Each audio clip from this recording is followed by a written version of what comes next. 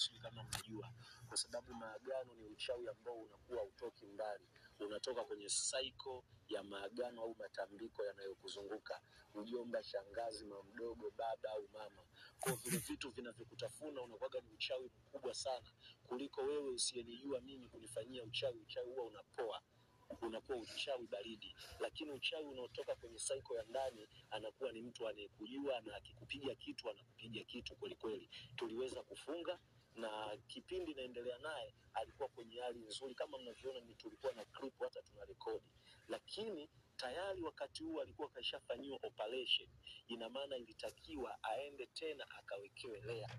Kwa hiyo jambo hilo mimi niliruhusu na nikashukuru, kwa sababu tayari ulishaingia kwenye operation, na ili ile nyama isigusane na utumbo ikakuletea maumivu, ni lazima ukawekewe lea, na sehemu ambazo alisema ni South Africa au India.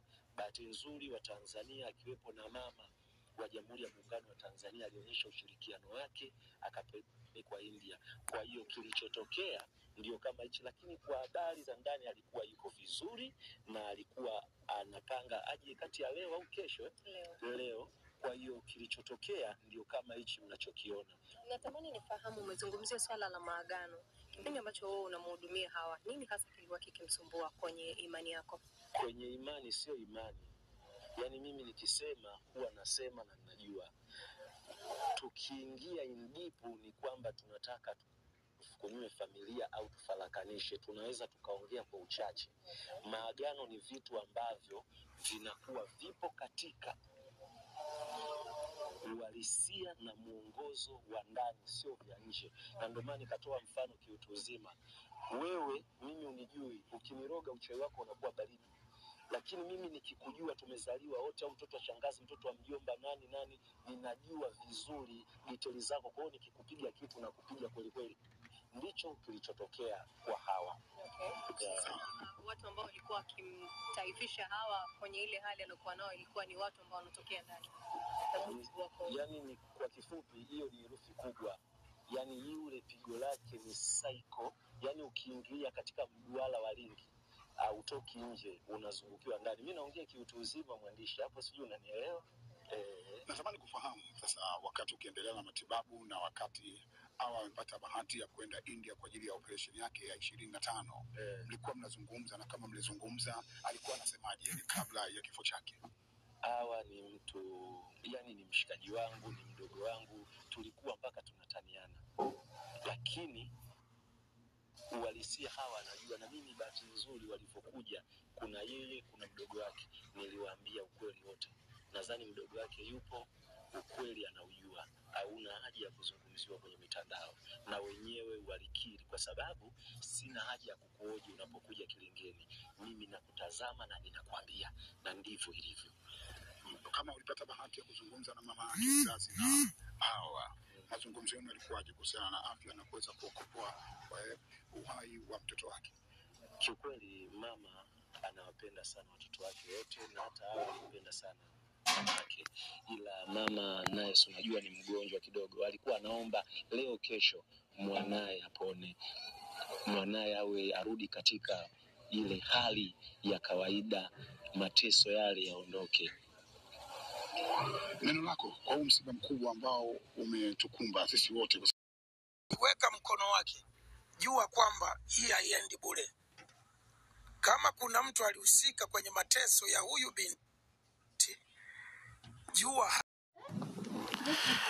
Mila bwana ni ugonjwa pia, ni hatari sana. Mila ni kitu ambacho watu wengi wanapoteza maisha ni kwa sababu ya mila. Wanadamu tuna asili zetu sisi. Unaweza ukakuta unateseka na maradhi kweli kweli, kumbe maradhi haya hayahitaji mganga wala hayahitaji, kumbe yanahitaji mila na desturi za kwenu. Unawezekana ikawa kwenu kuna asili ya uganga, inawezekana ikawa kwenu kuna mila mababu ambao walikuwa wakifanya. Sasa hivi asilimia wengi sana watu wamesahau mila zao. Kuta mtu mwingine anateseka. Kwa sisi watu wa pwani, kama ni Wazalamu, Wazigua, Wasambaa, huko tuna mila zetu. Hasa kama upande wa Wazalamu unakuta mtu anateseka, anaumwa, anaenda hospitali, anafanyiwa matibabu ya kila aina, mtu haponi. Maradhi ndiyo kwanza anaongezeka, mpaka madaktari wenyewe wanashika kichwa, haya ni maradhi ya aina gani?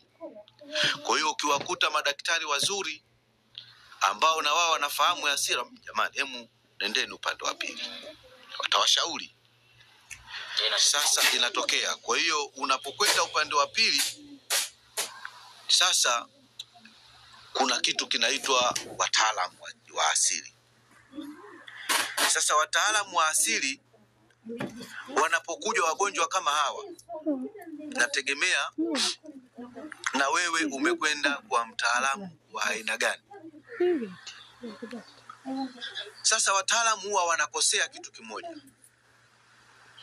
Anaweza ukaenda pale akaona pengine kuna mila za kwenu, kuna mkoba, kuna matambiko kwenye makaburi. Wengine sisi huaga kila mfungo 3 unasikia watu wanaenda kufagilia.